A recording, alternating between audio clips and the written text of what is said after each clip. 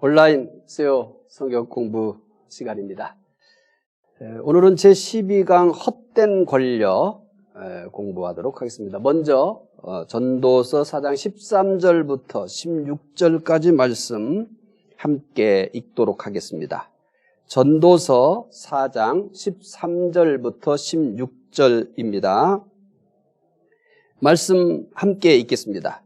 가난하여도 지혜로운 젊은이가 늙고 둔하여 경고를 더 받을 줄 모르는 왕보다 나으니 그는 자기의 나라에서 가난하게 났을지라도 감옥에서 나와 왕이 되었음이니라. 내가 본즉 해 아래에서 다니는 인생들이 왕의 다음 자리에 있다가 왕을 대신하여 일어난 젊은이와 함께 있고 그의 치리를 받는 모든 백성들이 무수하였을지라도 후에 오는 자들은 그를 기뻐하지 아니하리니 이것도 헛되어 바람을 잡는 것이로다. 아멘. 지난주 공부했던 11강 함께하는 삶 복습하겠습니다. 함께하는 삶에서 첫 번째 유형의 사람은 사람을 필요하다고 생각하지 않았습니다. 일을 하고 재산을 모으는데 사람은 방해가 된다고 생각했기 때문인지 모릅니다.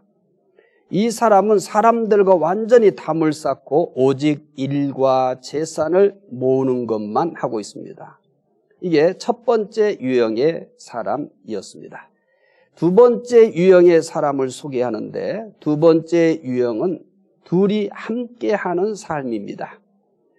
둘이 함께하는 삶의 유형을 소개하면서 둘이 함께할 때의 유익을 네 가지로 소개했습니다. 둘이 함께할 때의 유익 첫 번째는 둘이 함께하면 좋은 상을 얻습니다. 두 번째는 둘이 함께하면 넘어졌을 때 서로 붙들어 줄 수 있습니다. 세 번째, 둘이 함께하면 따뜻합니다. 네 번째, 둘이 함께하면 서로에게 힘이 됩니다. 우리는 지금 전도서를 공부하고 있죠. 전도서를 공부하는 데 있어서 우리가 공부하기 전부터 기억했던 것이 뭐냐면 헛되다라고 하는 얘기입니다. 그래서 우리가 지금까지 공부하면서 헛된 인생, 또 헛된 재물, 그리고 이제 오늘은 헛된 권력에 대해서 공부할 겁니다. 이렇게 헛되다고 했을 때 우리는 그 막연히 그냥 이렇게 하게 되면은 허무주의를 얘기하는 게 아니냐, 그게 아니고 허무한 이 세상, 허무한 것들이 많은 이 세상, 헛되다고 할 수 있는 것들이 많은 이 세상 속에서 그렇지 않은 삶은 무엇인가, 이거를 찾아가는 여정이다, 이렇게 생각하시면 되겠습니다. 오늘 주제는 완전히 노출되어 있죠. 헛된 권력. 여러분은 무엇을 인생의 목표로 삼고 있습니까? 내가 이것을 인생의 목표다라고 이렇게 표현을 하거나 그리고 표현을 하지 않을지라도 각자 인생은 어느 정도의 목표가 정해져서 가고 있다고 봐야 합니다. 대부분의 사람들이 세상에 있는 것으로 인생의 목표를 삼습니다. 이렇게 얘기하면 내가 세상에서 존재하기 때문에 세상에 있는 것으로 인생의 목표를 삼는 것은 지극히 당연한 게 아니냐, 이렇게 생각할 수도 있습니다. 충분히 그럴 만합니다. 그런데 세상에 있는 것으로 인생의 목표를 삼는 것 중에 단연 첫 번째가 뭐냐면 돈입니다. 돈을 목표로 삼는 사람이 가장 많을 것입니다. 또 이제 돈을 목표로 삼는 사람이 가장 많고 그 다음에 또 어떤 사람들은 권력을 목표로 삼기도 합니다. 권력을 목표로 삼는다고 하니까 또 꼭 정치인이 되어서 권력을 얻는 것만은 아닙니다. 어떠한 집단에 사람이 모인 곳에는 반드시 권력이 존재하게 되어 있습니다. 그래서 사람은 누구나 다 이 권력에 대한 지향성을 가지고 있다고 봐야 될 겁니다. 근데 그것을 억제하고 사느냐, 그것을 적극적으로 이제 내놓고 사느냐 정도의 차이가 있으리라고 봅니다. 오늘 본문은 권력을 두고 말하고 있습니다. 언뜻 보기에 우리와 거리가 먼 말씀을 하는 것처럼 그렇게 느껴질 수도 있어요. 왜 그러냐면 내가 앞으로 살아도 나는 권력이라고 하는 것은 내가 누릴 수 없을 것이고, 또 내가 지금까지 살아온 것도 권력지향적이지도 않고 앞으로도 그럴 것이다, 이렇게 생각할 수 있기 때문입니다.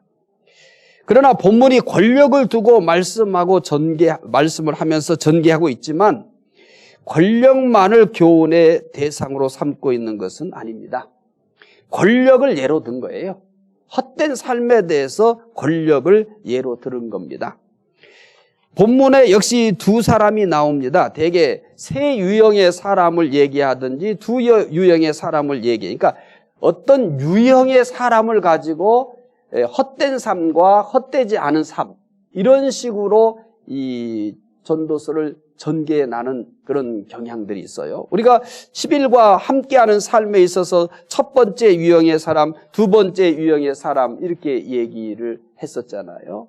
또 이제 성공과 또 이제 돈을 버는 것에 대해서도 첫 번째 유형의 사람이 있고, 두 번째 유형의 사람이 있고, 세 번째 유형의 사람이 있고, 이렇게 소개했던 거 기억하실지 모르겠어요. 첫 번째 유형은 일과 성공과 재물만을 추구하는 그런 사람이 있었고, 두 번째 유형의 사람은 그렇게 사는 것이 너무 추해 보이고 또 사람의 도리가 아닌 것 같아서 그냥 팔짱만 끼고 살면서 있는 것을 축내며 사는 사람이 있다고 얘기했었죠. 근데 세 번째 유형의 사람이라는 것은 어떤 사람이냐? 지금 있는 것에 자족하면서 최선을 다해 사는 이 삶을 소개했던 것 기억할 겁니다. 이렇게 전도서는 어떤 이제 헛된 삶에 대해서 이런 것은 헛된 거다. 그러면 이와 같은 것이 헛되다면 헛되지 않은 유형의 삶은 뭐냐? 이런 식으로 소개해 가고 있는 거죠. 비록 주제가 짧은 절 안에 이렇게 내용들을 소개하고 있기 때문에 우리는 대개 이제 연결해서 보는 습관들이 있어서 토막토막 잘라진 주제들을 찾아내지 못하고 혼란스러울 때가 있어요. 근데 전도서는 긴 그 절을 가지고 이렇게 전개해 가지 않기 때문에 그런 특성을 이해하고 전도서를 읽으시면은 몇 절 안에 하고자 하는 그 주제의 내용들이 끝나버려요. 그러니까 그런 특성을 이해하고 전도서를 봐야 될 겁니다. 오늘 본문도 마찬가지예요. 4장 13절부터 16절 몇 절이 안 되잖아요. 근데 이 안에서 헛된 권력이라는 주제를 다 다루고 있는 거죠. 자, 첫 번째 유형의 사람입니다. 늙은 왕이 등장하죠. 먼저 늙은 왕 첫 번째입니다. 먼저 이 늙은 왕에 대해서 살펴보도록 하겠습니다. 우리의 선입견과는 전혀 다르게 전개해 갑니다. 우리는 보통 우리가 가지고 있는 선입견이나 상식을 가지고 이렇게 성경을 보려고 한다면 그것에 맞춰서 가는 경향도 있겠습니다만은 전혀 이런 것들을 배반하다시피 해서 다르게 전개해 나가는 경우도 있어요. 오늘 본문 같은 것도 마찬가지예요. 늙은 왕에 대해서 이제 권력은 헛되다라고 하는 것을 얘기하면서 등장시킨 첫 번째 유형의 사람이 바로 늙은 왕이에요. 자, 첫 번째 늙은 왕은 어떤 사람일까요? 늙은 왕은 어리석습니다. 전도서 4장 13절 읽어봅시다. 가난하여도 지혜로운 젊은이가 있고 늙고 둔하여 경고를 더 받을 줄 모르는 왕보다 나으니. 이제 등장인물이 이 젊은이가 있고 늙은이가 있잖아요. 젊은이와 늙은이를 대조하면서 오늘 본문이 전개돼 가요. 젊은이가 앞에 나와 있지만 우리 성경 지금 공부하는 13절에 근데 늙은 왕부터 얘기할 겁니다. 왜 그러냐면 늙은 왕을 통해서 헛된 것이 뭐냐 얘기하니까요. 헛되지 않은 것을 먼저 얘기를 하면 전개해 가는 데 있어서 조금 흥미가 떨어질 수도 있지 않겠습니까? 그래서 먼저 성경에 등장하는 순서가 아니라 내용을 이해하고 기억하는 데 도움이 되는 순서로 전개해 갈 거예요. 그래서 젊은이가 먼저 나오지만 먼저 늙은 왕부터 얘기하는 거예요. 자, 늙은 왕은 어리석다라고 얘기했죠. 우리 상식을 배반한 거예요. 왜냐하면 왕은 나이가 많아요. 그러면 나이가 많다는 것은 단순히 많이 살았던 것만을 뜻하는 게 아니에요. 많이 산 것만큼 어떻게 살았든지 간에 많이 산 것만큼 인생의 경험이 있는 겁니다. 그래서 인생의 경험이라는 것은 어떤 것으로도 따라잡을 수가 없어요. 그러니까 우리가 쉽게 볼 수 있어요. 이 젊은이들에게는 패기가 있고 열정이 있고 도전정신이 있어서 그러한 것으로 똘똘 뭉쳐있는 젊은 시절에는 나이 든 사람들이 우스워 보이고 시대에 뒤떨어져 보이고 둔해 보이고 이럴 수 있습니다. 그거 맞는 부분도 있어요. 그렇지만은 나이가 많다는 것에 있어서 가장 중요한 자산이 뭐냐면 경험이에요. 그런데 이 경험은 시간이 필요한 거예요. 이 시간이 필요한데 어느 날 갑자기 시간을 확 건너뛸 수는 없는 거잖아요. 이거는 무엇으로도 안 되는 거예요. 저도 이제 나이가 들어가잖아요. 그래서 나이가 들어가면서 내가 가장 크게 중요하게 여겨야 될 자산이 뭐냐라고 했을 때 저는 경험이라고 생각을 해요. 그래서 그러한 경험들을 잘 살려서 여러 가지 많은 것들을 적용하려고 애를 쓰고 있습니다. 많이 산 만큼 인생의 경험도 많습니다. 인생의 경험이란 어떤 지식으로도 열정으로도 뛰어넘을 수 없는 거죠. 이건 어떻게 할 수가 없는 겁니다. 노업방 왕 때 나라가 둘로 나뉘어지게 된 원인이 뭡니까? 노업방 왕이 노인들의 조언을 거절하고 젊은 사람들의 조언만 따랐기 때문입니다. 노인에게는 젊은 사람들이 넘볼 수 없는 인생의 지혜가 있습니다. 그러니까 노인이기 때문에 둔하기도 하고 이런 부분들은 있어요. 그런데 어쩔 수가 없는 거죠. 나이라고 하는 것에서 순발력이 떨어지기도 하고 뭐 어쩔 수가 없는 거예요. 그런데 그런 것만 있는 게 아니기 때문에 오늘 이제 성경 공부하시는 분들도 또 연세가 드신 분도 있을 텐데 나이가 들어가면서 둔해지기도 하고 여러 가지 판단력이 좀 떨어지기도 하고 뭐 이런 것들 종합적으로 제가 둔해진다는 얘기를 했잖아요. 기억력도 마찬가지고 뭘 익히는 것도 마찬가지고요. 그런데 그거는 모든 인간이 걷는 길이에요. 이제 그런 것들은 자연스럽게 받아들이고 그렇지만 내가 나이가 들어가면서 강점이 뭐냐를 기억하면서 살아야 되는 거예요. 내 인생이 내가 이렇게 나이 들어가서 둔해지는 것이 있고 약해지는 것은 뭐 피할 수 없는 건데 그럼 내 인생이 그것이 전부냐? 이렇게 물어봤을 때는 아니라는 거예요. 나이가 들어야만 살아야만 얻을 수 있는 자산이 있는 거예요. 그 자산이 뭐냐면 경험이라는 거예요. 이거는 어떻게도 안 되는 거예요. 이걸 강점으로 가지고 이렇게 살아가시면 또 인생도 또 나이가 들었어도 아주 또 재밌게 살만합니다. 노인에게는 젊은 사람이 넘볼 수 없는 인생의 지혜가 있다고 했어요. 이것은 노인에게 가장 중요한 자산입니다. 그런데 본문에 나오는 왕은 어떻습니까? 나이가 많아 늙었는데 뭐하다고 얘기하냐면 둔하다 이렇게 얘기해요. 여기서 둔하다는 것은 육체적인 행동이 둔하다 이런 뜻이 아니에요. 이런 뜻이 아니에요.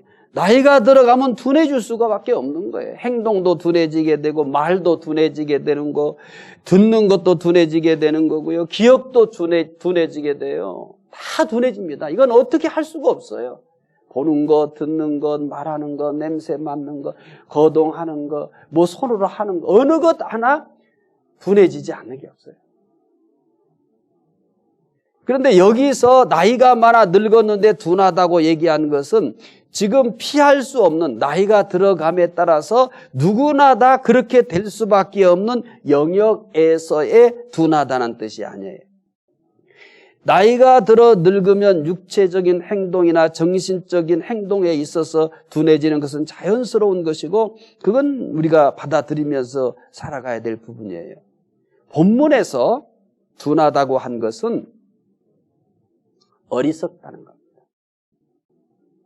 나이가 많아 늙었는데 어리석다고 하니 이보다 비극이 어디 있겠습니까? 나이 든 사람에게 있어서 가장 중요한 이 가장 강점이 되는 자산이 뭐냐면 경험에서 나오는 지혜예요. 이건 책에서 얻을 수가 없어요. 열정 가지고도 안 되는 겁니다. 경험에서 나오는 지혜. 제가 나이 먹어가면서 터득하고 있는, 내가 느끼고 있는 거예요. 이것은 어떻게 해도 따라잡을 수도 없고 어떻게 해도 젊은 사람들이 극복해낼 수가 없는 거예요.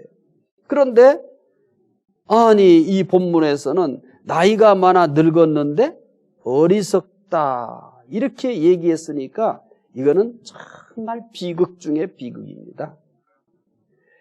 나이 많은 늙은 사람에게 가장 중요한 자산이 뭐냐? 가장 큰 강점이 뭐냐? 경험에서부터 나오는 지혜. 그냥 혼자 생각해서 나오는 지혜가 아니에요.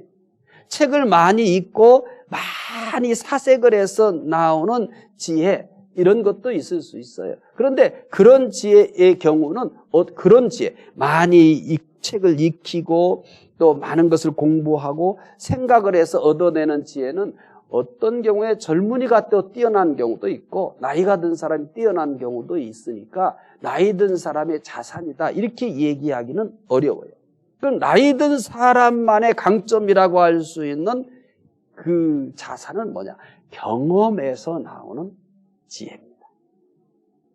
경험에서 이런 경험 저런 경험 많은 경험들이 겹겹이 쌓여서 나오는 그 지혜는 책에서도 얻을 수 없고 내가 아무리 노력해도 얻을 수 없는 거예요. 그거는 세월이라는 것, 긴 세월을 살아가면서 그 세월 속에서 이런 경험 저런 경험들이 쌓여서 그 경험에 바탕을 둔 지혜라고 하는 것은 이건 뭐라고 할 수 없는 가장 중요한 자산이면서 강점인 거예요. 그런데 오늘 본문에 등장하는 이 왕은 나이가 많이 늙었는데도 지혜가 없다고 하니까 가장 중요한 것이 없는 거예요. 나이 든 사람의 가장 이 강점이고 나이 든 사람의 가장 큰 자산이라고 할 수 있는 것이 경험으로부터 나오는 지혜인데 이게 없다. 그러면 젊은 이들에게 패기가 없다는 얘기가 똑같은 거예요. 나이 든 사람들에게는 패기가 점점 줄어들 수밖에 없는 거죠. 열정도 그렇죠. 그런데 이것만큼은 나이 든 사람의 가장 큰 강점이고 자산이라고 했잖아요. 경험으로부터 나오는 지혜. 그런데 오늘 본문에 소개하는 늙은 왕은 이게 없다는 겁니다. 이 왕은 지혜만 없는 게 아니에요. 두 번째 없는 게 또 있어요. 늙은 왕은 다른 사람의 말을 듣지 않습니다. 전도서 4장 13절 또 읽어봅시다. 가난하여도 지혜로운 젊은이가 있고 둔하여 경고를 더 받을 줄 모르는 왕보다 나으니. 경고를 받을 줄 모른다고 해요. 경고를 받을 줄 모른다는 것은 다른 사람의 말을 듣지 않는다는 겁니다. 지혜가 없으면 그 다음에 뭐라도 잘할 수 있어야 되냐면 내가 지혜가 좀 부족해요. 그러면 뭐라도 잘해야 되냐면 다른 사람의 말이라도 잘 들어야 돼요. 내가 지혜가 좀 부족해요. 그러면 이 부족한 지혜를 어떻게 보충할 수 있냐면 다른 사람들의 말을 듣는 거예요. 이게 내가 지혜가 부족했을 때 그 부족한 지혜를 극복하는 방법이 뭐냐면 다른 사람들의 말에 잘 귀를 기울이는 것이 내가 지혜 없음을 극복할 수 있는 최고의 방법이에요. 그런데 이 왕은 지혜도 없으면서도 그 지혜를 극복해 갈 수 있는 다른 사람의 말에 귀를 기울이고 다른 사람의 말에 경청하는 그것이 없다는 거예요. 그러면 지혜도 없고 다른 사람의 말도 듣지 않는다? 그러면 이 사람을 이렇게 평가할 수 있어요. 앞뒤가 꽉 막힌 사람. 오늘 본문에 소개하고 있는 늙은 왕은 앞뒤가 꽉 막힌 사람의 모델이다. 이렇게 생각해요. 전형적인 모델이다. 그러면 이런 경우는 어떻게 하냐? 대책 없음. 이게 답입니다. 대책이 없어요. 지혜도 없죠. 다른 사람의 말도 듣지 않죠. 그러니까 앞뒤가 꽉 막힌 사람이며 대책 없는 사람입니다. 그 결과가 뭐냐? 그 결과가 뭐냐면은 이 왕 곁에 따르는 사람이 없어요. 이게 결과물이에요. 이 왕 곁에 따르는 사람이 없어요. 지혜도 없죠. 그리고 다른 사람의 말도 듣지 않죠. 그러니까 주변에 따르는 사람이 없어요. 왕이지만 따르는 사람이 없어요. 한 사람, 두 사람 모두 떠났습니다. 모든 사람들이 하나같이 물러가기만 바라는 왕이에요. 저 왕 언제 물러나? 물러나기만을 기다리는 왕인 거예요. 그 다음에 소개하는 두 번째 유형의 사람은 소년입니다. 이제 소년을 보겠습니다. 첫 번째, 소년은 가난합니다.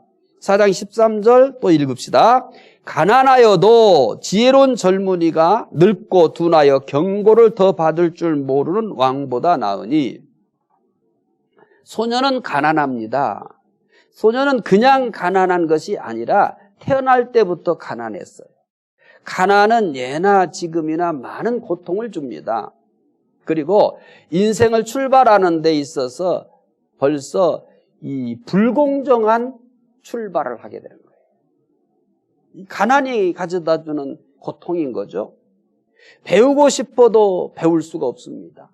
제가 이 어렸을 때 공부할 때도 참 실력이 있고 참 공부하면 괜찮겠다 하는 친구들이 이제 이렇게 학교가 올라가면서 학교가 바뀌면서 하나 떨어지고, 왜 그러냐면 가난하니까 돈을 벌러 가는 거죠. 또 다른 이제 또 학년이 바뀌어가지고 또 다른 이제 또 이렇게 진급을 해요. 그러면은 이제 진학을 하죠. 진학을. 그러면 또 친구들이 떨어져요. 또 떨어진 이유는 뭐냐면 돈을 벌러 가는 겁니다. 제가 어렸을 때는 그런 친구들이 참 많았었어요. 그래서 가난이라고 하는 것은 참 우리 인생에 있어서 커다란 고통을 뿐만 아니라 내가 인생을 살아가는 데 있어서 요즘 같으면 더 큰 불이익을 내가 주는 겁니다. 무엇을 배우고 싶어도 할 수가 없어요. 특히 이제 부유한 사람과의 경쟁에서는 뭐 두말할 것도 없이 불리한 겁니다. 소년은 가난이 다가 아니에요. 두 번째, 소년은 감옥에 갇혔습니다. 4장 14절을 읽어보십시다. 그는 자기 나라에서 가난하게 태어났을지라도 감옥에서 나와 왕이 되었습니다. 소년은 가난할 뿐만 아니라 감옥에 갇히기까지 했어요. 본문은 소년이 왜 감옥에 갇혔는지는 설명하지 않습니다. 가난하여 힘이 없기 때문에 억울한 누명을 쓰고 감옥에 갇혔는지도 모릅니다. 아니면 가난하기 때문에 뭔 빚을 더 가지고 그것을 갚지 못해서 감옥에 갇혔는지도 모르겠습니다. 그런 감옥에 갇힌 사연은 설명이 없으니까 뭐라고 단정지어 말할 수는 없을 거예요. 힘이 없어서 억울하게 누명을 쓸 수도 있겠고, 아니면 빚을 지어서 갚지 못해가지고 감옥에 갇힐 수도 있겠죠. 아무튼 감옥에 갇힌 것은 그의 가난과 굉장히 깊은 관련이 있다고 추측이 되어집니다. 소년은 가난하고 또 심지어 감옥에 갇히는 최악의 환경입니다. 그런데 소년은 최악의 환경을 탓하고만 있지 않았어요. 세 번째, 소년은 지혜로웠어요. 4장 13절 다시 읽어봅시다. 가난하여도 지혜로운 젊은이가 늙고 둔하여 경고를 더 받을 줄 모르는 왕보다 나으니. 소년은 가난하고 심지어 감옥에 갇히기까지 하였지만 지혜로웠어요. 이 늙은 이 왕은 왕이면서도 어떻게 했었어요? 지혜롭지 못해요. 왕이면 그 당시 최고 부유할 수 있고 최고의 권력을 가지고 있고 뭐 세상에서 최상의 그 인물 아니겠어요? 그 인물하고 이 가난한 소년과 대조를 하고 있는 거예요. 극과 극인 거죠. 땅과 하늘인 거죠. 왕. 그런데 늙은 왕이야. 그런데 지혜가 없어. 이 소년은 가난해. 그리고 감옥에 갇히기까지 했어요. 그런데 뭐 하다고 해요? 지혜롭다. 이렇게 얘기합니다. 사람이 살면서 나쁜 것만 있는 건 아닙니다. 사람은 살면서 나쁜 것만 있는 건 아닙니다. 아무리 나쁜 것이 많아도 반드시 그 안에는 좋은 것도 있습니다. 문제는 어디에 있냐면 내 마음을 어디에 두고 사느냐 있는 겁니다. 자신의 나쁜 것에만 마음을 두고 사는 사람이 있습니다. 그 사람은 그 나쁜 것에서 벗어나지 못합니다. 시간이 갈수록 오히려 그 사람은 더 나빠집니다. 좀 전에 말씀을 드렸잖아요. 사람은 다 나이가 들어가요. 나이가 들어가면서 느껴지는 게 있어요. 약해지고 둔해져요. 그런데 이건 어쩔 수 없는 현상이잖아요. 그런데 누군가가 나이가 들어가면서 약해지고 둔해지는 것에만 초점을 맞춰 사는 게 뭐 이러냐. 이렇게 살아서 뭐 이렇게 얘기한다면 참 그 사람은 고통스럽고 불행한 거죠. 그런데 이렇게 말씀을 드렸잖아요. 비록 이제 약해지기도 하고 둔해지기도 하지만 젊은이가 따라잡을 수 없는 게 있다고 그랬잖아요. 경험에서 나오는 지혜예요. 말씀을 보든지 그 말씀을 묵상하든지 그 말씀을 설교하기 위해서 쓴다든지 이거는 제가 젊었을 때 한 것과 지금 그렇습니다만 좀 더 나이가 들면 또 달라질 거예요. 확연히 달라요. 할 말이 많아요. 주고 싶은 게 많아요. 그런데 젊었을 때는 단순히 성경을 가지고 성경에 있는 것을 해석만 해줘요. 그런데 지금은 해석을 하는 것이 아니라 해석받아는 삶을 얘기해줘요. 이 말씀과 관련된 삶. 이 해석이 우리의 삶 속에서 어떻게 녹아내려가는지를 얘기해요.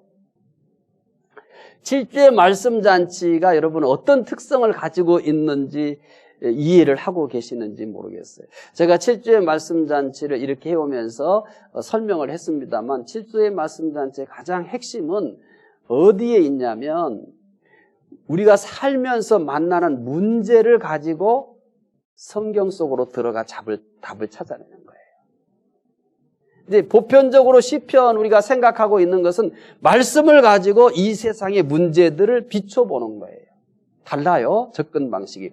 자, 지금 최근에 우리가 이번 주까지 했던 시편이나 본문 중심의 말씀을 소개할 때는 이 성경을 가지고 이 세상을 비춰보는 거예요. 성경에서 말하는 문제를, 성경에서 지적하고 있는 현안 문제를 이 말씀을 가지고 그 문제를 비춰보는 거예요. 그게 이제 본문 중심의 설교를 할 때 제가 포인트를 잡는 거고, 이제 7주의 말씀 잔치라든지 신앙 강좌라든지 거기에 핵심은 뭐냐면 현재 우리들이 만난 문제를 가지고 성경 속으로 들어가서 성경이 뭐라고 말하는지를 찾아내는 거예요. 접근 방식이 다르죠.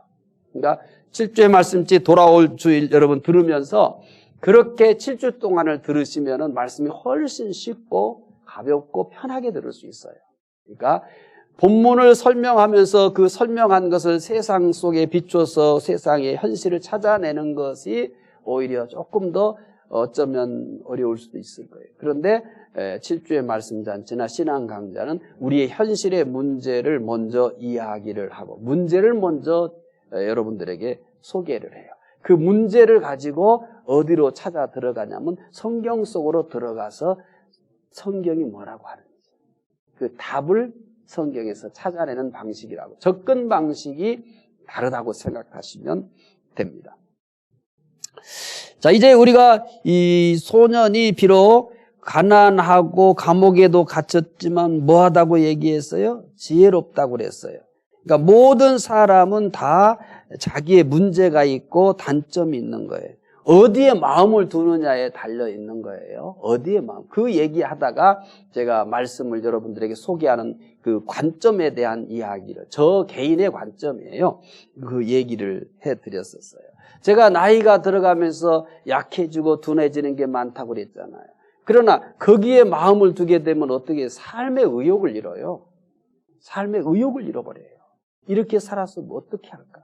앞으로 얼마나 더 몸이 약해지고 모든 것이 둔해질 텐데 앞으로 어떻게 감당해? 하면서 걱정과 좌절과 이런 패배감이 더 찾아올 거 아니에요. 그런데 그것보다는 그거는 어쩔 수 없는 것이다라고 자연스럽게 소화하고 받아들이려고 노력을 해야 되겠죠. 잘 안 되지만. 그럼 그런 노력만 하는 게 아니에요. 이렇게 나이 들어 좋은 게 있지 않니? 이런 장점이 있지 않니? 이 나이 들어서 얻은 것이 이런 것들이 있지 않니? 하면서 거기에다가 조명을 하고 거기에 내 마음을 주고 거기에 내 시선을 더 둠으로써 이렇게 한쪽의 문제점이라든지 이런 것들을 상쇄시켜 가거나 이겨나가는 거죠. 그게 우리가 현재 살아가면서 가져야 될 지혜인 거예요. 아마 소년은 그런 지혜를 가지고 있었을 것 같아요. 가난하고 감옥에 있었지만은 이런 부정적이고 자기의 문제점에 초점을 맞춘 게 아니라 그 가운데서도 자기의 장점이나 자기의 좋은 점, 자기의 가능성들에게 초점을 맞추면서 이런 문제들을 상쇄시키고 그 다음에는 이기는 그런 단계까지 올라가지 않았나 이렇게 보는 것입니다. 자기에게 나쁜 것도 있지만 좋은 것에 마음을 두고 사는 사람, 그 사람이 오늘 소개하고 있는 소년이 아닐까 생각합니다. 그 사람은 나쁜 것을 하나 둘 극복합니다. 시간이 지나갈수록 나쁜 것이 좋은 것으로 변하는 것처럼 느껴져요. 우리는 이 사람을 가리켜 뭐라 얘기하냐면 인간 승리를 했다라고 합니다. 오늘 본문의 소년이 바로 이런 사람입니다. 인간 승리를 한 사람. 가난하지, 감옥에도 갔지. 이 정도면 보통 사람들은 좌절하고요. 인생 폐인으로 전락해버릴 수 있습니다. 그런데 이것을 거기에 초점을 맞추지 않고 좋은 쪽에다가 초점을 맞춰서 자기의 약점들을 상쇄시키고 그것을 극복해 가는 거죠. 그 결과는 무엇일까요? 자, 충격적인 선언을 해요. 넷째, 소년은 왕이 되었습니다. 4장 14절 잘 따라오고 계시죠? 여러분 잘 따라오시면 어느 시점에서는 속았구나라고 할 수도 있어요. 이 전개 방식이 아주 재밌습니다. 그러니까 잘 따라오셔야 돼요. 이렇게 얘기하니까 제가 뭔 얘기를 하고 있는 것 같아요? 주제가 뭐예요? 헛된 권력이거든요. 잘 따라오셔야 돼요. 소년이 답인 것처럼 지금 얘기하고 있으니까 그런 것 같은데 잘 따라오세요. 이게 답이 아니 뻔한 답을 얘기하고 있는 게 아니에요. 자, 4장 14절 읽어봅시다. 그는 자기의 나라에서 가난하게 태어났을지라도 감옥에서 나가 왕이 되었음이니라. 소년은 비록 가난하고 감옥에 갇혔으나 지혜로워서 뭐가 되었어요? 왕이 되었어요. 한마디로 인생을 역전시킨 겁니다. 참 대단하죠? 어떤 분들은 이 소년을 요셉이라고도 해요. 그렇게 해석해요. 성경 그렇게 해석하면 안 되는 겁니다. 근데 그렇게 해석하는 분도 있어요. 혹시 그런 해석을 만났을 때 여러분이 혹해서 요셉을 모델로 한 것처럼 착각하시면 안 됩니다. 그렇게 할 수 있는 근거는 성경에 하나도 없습니다. 그리고 요셉은 가난하지 않았어요. 이 소년이 누구냐라고 하는 것은 중요하지 않아요. 과거의 구약에 이 솔로몬이 썼을 때 어떤 사람을 모델로 했느냐라고 하는 건 중요한 게 아니에요. 중요한 것은 가난과 감옥살이를 지혜로 극복하여 왕이 되었다. 이겁니다. 가난하고 감옥에 갇혔던 손이 왕이 되었을 때 그 나라 백성들은 어떤 반응을 보였을까요? 그 나라 백성들은 어떤 반응을 보였어요? 전도서 4장 15절. 내가 본즉 해 아래에서 다니는 인생들이 왕의 다음 자리에 있다가 왕을 대신하여 일어난 젊은이와 함께하고 가난하고 감옥에 갇혔던 소년이 왕이 되자 모든 백성들이 소년을 따랐다 얘기한 거예요. 그렇지 않겠어요? 영웅 아니겠습니까? 가난하고 감옥에 갇혔던 사람인데 왕이 됐어요. 정말 인생 성공 중에 이런 성공이 어디 있어요? 근데 이것을 어떤 왕과 비교하는 거예요? 늙은 왕과 비교를 하면서 이 가난하고 그리고 감옥에 갇혔던 이 젊은 청년이 지혜로서 왕이 됐다. 그러니까 왕이 되니까 이 백성들이 다 어떻게 하냐면 소년을 따랐다는 거죠. 모든 백성들은 소년을 영웅으로 대접한 것입니다. 이 정도면 모든 백성들의 마음을 사로잡기에 충분한 영웅입니다. 자, 제가 재미있게 얘기했었죠. 잘 따라오시라고. 어쩌면 속았다는 생각이 들 정도로 이 본문 말씀은 전개해 갑니다. 여기까지 봤을 때 여러분 이제 할 얘기 다 끝난 것 같지 않아요? 아, 늙은 왕은 지혜가 없고 그래서 백성들이 저거 언제 떠나나 그랬고 이 가난한 젊은이는 가난하고 감옥에 갇혔지만 지혜로워가지고 왕까지 돼서 백성들이 다 따랐다. 그럼 얘기 이제 끝나야 될 거 아니에요? 해피엔딩으로? 지금 하려고 하는 얘기가 뭐였어요? 헛된 권력. 세 번째, 권력에 대한 교훈. 이제부터 진짜 하려고 하는 얘기가 나올 거예요. 그래서 이제 끝날 때쯤 된 것 같은데 좀 제가 그래서 속았다는 생각이 들 수도 있다고 그랬잖아요. 이제 하려고 하는 게 진짜는 여기서부터예요. 그런데 15절에서 끝났으면 얼마나 좋았을까요? 해피엔딩으로 가난하고 감옥에도 갇혔지만 지혜로워서 왕이 되었다. 그래서 백성들이 다 따랐다. 그리고 딱 끝났어요. 그래 얼마나 좋겠어요. 그런데 진짜 문제는 한 절이 더 남아있습니다. 마지막 절이 남아있어요. 이 마지막 절을 하기 위해서 이렇게 솔로몬은 전개해 왔어요. 재밌습니다, 사실. 저도 말씀 이제 묵상하고 연구하면서 얼마나 재밌었는지 몰라요. 이게 다 끝나고 나니까, 참 기가 막히게 말씀을 전개하네 하면서 이렇게 웃었어요. 4장 16절 어떻게 끝나나 보세요.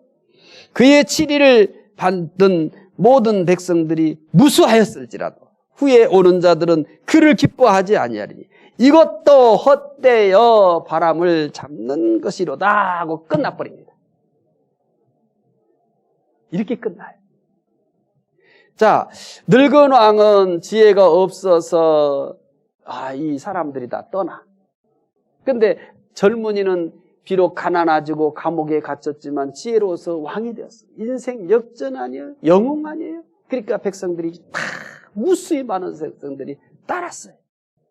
그런데 16절 이렇게 얘기하면서 끝나요. 그의 치리를 받은 모든 백성이 무수하였을지라도 후에 오는 자들은 그를 기뻐하지 아니하리니 이것도 헛되어 발음을 잡는 것이다.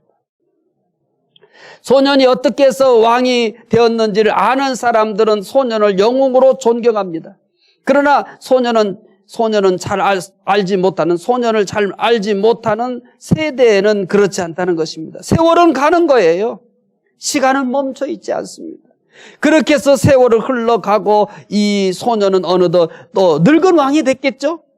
그러면서 이 소년에 대해서 잘 알지 못하는 새로운 세대가 등장하지 않겠어요? 이 새로운 세대는 이 왕도 물러가야 할 사람으로 생각하였어요.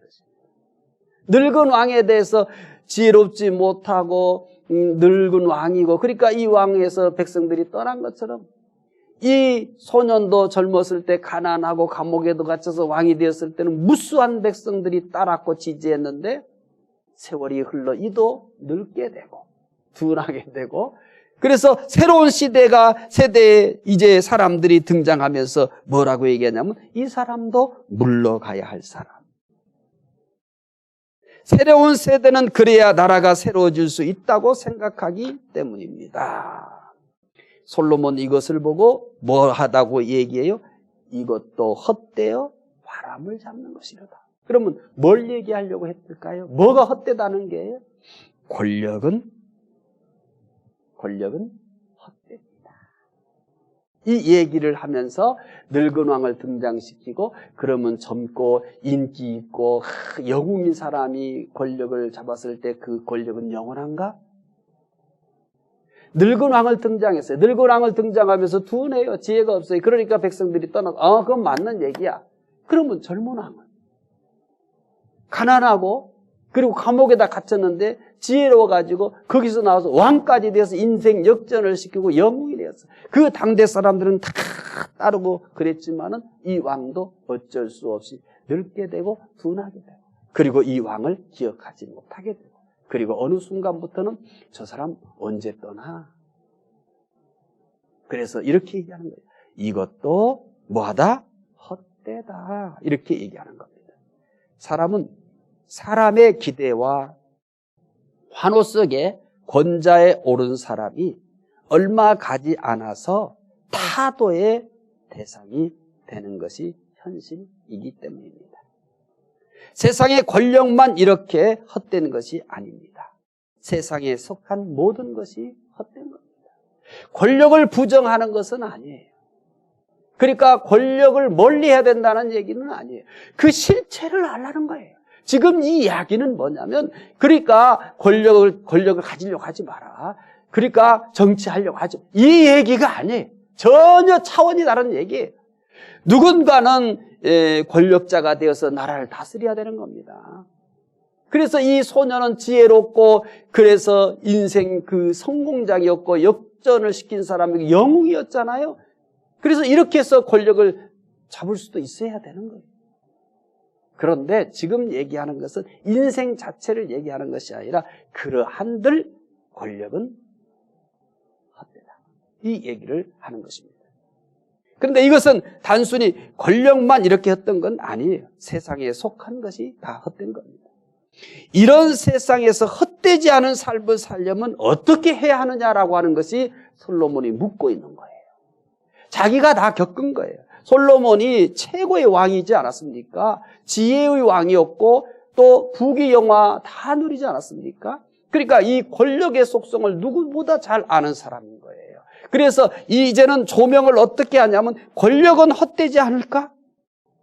자기는 지금 계속해서 헛되지 않은 건 뭔가라는 것을 찾는 거예요. 그런데 이제는 권력에다 초점을 맞춰 본 거예요. 영화를 촬영할 때 어떤 이 장면에다가 초점을 맞추듯이 또 다른 것을 이제 다른 스토리를 전개하려고 하면 또 다른 장면에다가 초점을 맞추듯이 이제는 헛된 것에 대해서 얘기하면서 이제 어디다가 이제 이 카메라에 초점을 맞춘 거냐면 권력에다 초점을 맞춘 거예요. 그리고 맞추고서 그러면 권력은 헛되지 않은 걸까? 과연 헛되지 않은 건 뭘까? 하면서 권력에다 딱 초점을 놓고 관찰해 본 거예요. 그런데 권력도 헛되다. 그렇다면 헛되지 않은 삶은 어디에 있을까요? 다윗의 고백 속에 우리는 답이 있습니다. 다윗은 성전 건축을 위해 모든 백성들과 함께 예물을 드린 후 다음과 같이 고백합니다. 아주 간단 명료한 답입니다. 권력 자체가 뭐라고 얘기하냐면 헛되다라고 얘기하는 거예요. 그런데 권력은 다 헛되다고 얘기해야 될까? 이제 우리는 이런 의문을 갖는 거죠. 그런데 권력을 가지고 있어도 또 정치가가 되더라도 누구보다 아주 높은 권력, 탁월한 권력을 가지고 있다 할지라도 헛되지 않은 인생을 살 수 있다라고 하는 거예요. 그러면 어떻게 하는 것이 권력을 헛되다고 했는데 권력을 가져도 헛되지 않을 수 있을까? 정치가가 되어도 어떻게 하면 이 헛되지 않은 권력을 사용할 수 있을까? 이게 우리들의 질문이고 답이잖아요. 다윗은 이렇게 답해요. 역대상 29장 11절부터 12절 읽어봅시다. 여호와여, 위대하심과 권능과 영광과 승리와 위엄이 다 주께 속하였으니 천지에 있는 것이 다 주의 것이로소이다. 여호와여, 주권도 주께 속하였사오니 주는 높으사 만물의 머리심이니이다. 부와 귀가 주께로 말미암고 주는 만물의 주제가 되사 손에 권세와 능력이 있사오니 모든 사람을 크게 하심과 강하게 하심이 주의 손에 있나이다. 이게 답인 거예요. 다윗은 뭐라고 합니까? 다윗은 모든 것이 하나님께 있다고 합니다. 그러면서 누구를 추구해야 될까요? 모든 것을 가지고 계시는 모든 것의 주인 되시는 하나님을 추구하며 살아야 하는 겁니다. 내가 권력을 지금 가지고 있다라고 할지라도 그 권력은 어디로부터 왔느냐는 것을 알아야 되는 거예요. 아무리 정치를 잘해도 이 권력이 어디로부터 왔는가? 누구의 권력인가? 우리는 일반적으로 배워온 것은 국민의 주권이라고 얘기합니다. 그건 우리가 지금까지 배워온 이 교육의 답이에요. 그러나 기독교인들은 거기에 머물지 않습니다. 맞아요. 우리가 지금까지 배워온 이 주권은 국민에게 있다. 그런데 국민에게 있다는 것을 여러분 느끼며 삽니까?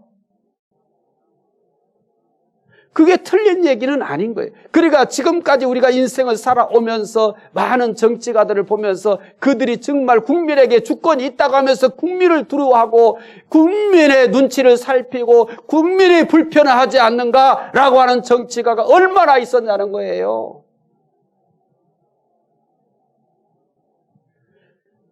우리가 국민에게 주권이 있는 건 맞아요. 우리가 지금까지 배워온 그런 교육에 의해서. 그렇지만은 기독교는 한 걸음 더 나가는 겁니다. 모든 주권은 하나님입니다. 그래서 사람이 보든 안 보든 내가 권력을 가지고 있다 할지라도 그 권력이 내 거라고 생각하지를 않습니다. 그 전형적인 인물이 누구냐면 다윗인 겁니다. 하나님의 주권 사상이 철저했던 사람인 겁니다. 자기가 이스라엘 다스리지만 자기가 왕이라고 생각한 적이 없어요. 하나님이 왕이고 그는 그 하나님의 왕이신 분이 다스리는 것에 종 역할을 하고 그분의 심부름 역할을 하는 것에 불과한 겁니다. 이렇게 했을 때 그 권력은 헛되지 않은 겁니다. 권력이 헛되지만 그 권력이 헛되지 않은 것은 그 권력을 원래의 주인 되신 하나님께 돌려드리는 겁니다. 하나님의 권력입니다. 나는 그 하나님의 권력을 잘 떠받드는 사람일 뿐입니다. 그 하나님의 권력의 심부름뿐입니다. 다윗은 모든 것이 하나님께 속했다고 합니다. 그렇기 때문에 언제나 하나님께 모든 주권을 돌리고 그 주권을 인정하면서 살게 된다면 우리는 아무도 헛되지 않은 삶을 살 수 있습니다. 다윗은 이것을 철저히 실천했습니다. 다윗의 삶은 하나님만 추구하는 삶이었고 언제나 모든 주권을 하나님께 돌려드리는 그런 삶이었습니다. 세상 것만을 추구하면 그것이 무엇이든지 헛될 수밖에 없습니다. 그러나 하나님을 추구하면 영원합니다. 하나님 안에서 세상을 봐야 합니다. 뭐든지 하나님 안에서 봐야 합니다. 돈도 세상의 일도 권력도. 그러면 그 어떤 것도 의미와 가치를 가지게 되는 것이고 그것들은 절대 헛되지 않을 수 있는 겁니다. 하나님이 다 하나님의 주권 아래에 있고 그 안에서 우리가 그것을 보는 순간 그것에는 의미가 있는 것이며 가치가 있는 것입니다.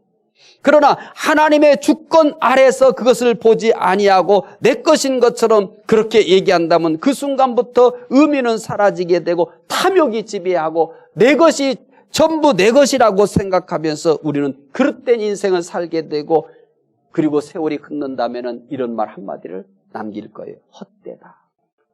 자, 12강 헛된 권력 복습합시다. 첫째, 늙은 왕을 등장시켰죠. 늙은 왕은 어리석었습니다. 두 번째, 늙은 왕은 다른 사람들의 말을 듣지 않았습니다. 그래서 사람들이 떠나갔죠. 두 번째 등장한 사람이 소년입니다. 소년은 가난합니다. 소년은 감옥에 갇혔습니다. 소년은 지혜로웠습니다. 소년은 왕이 되었습니다. 하지만 이 소년도 결국 나이가 들어가 새로운 시대에게는 잊혀진 사람이고 떠나야 할 사람인 겁니다. 그래서 결국 세 번째 권력에 대한 교훈은 뭐냐면 권력은 헛되다라고 하는 것입니다.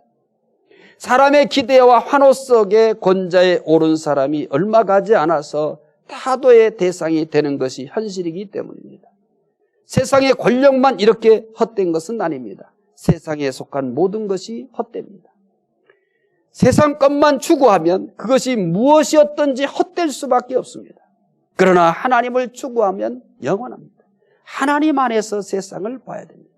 모든 주권이 하나님께 있다고 고백하고 하나님의 모든 주권을 하나님께 돌리고 그 주권을 인정하고 그 안에서 세상을 보고 물질을 보고 권력을 보고 세상의 일을 보면 그것은 정말 귀한 가치와 고귀한 의미를 갖게 되는 것입니다.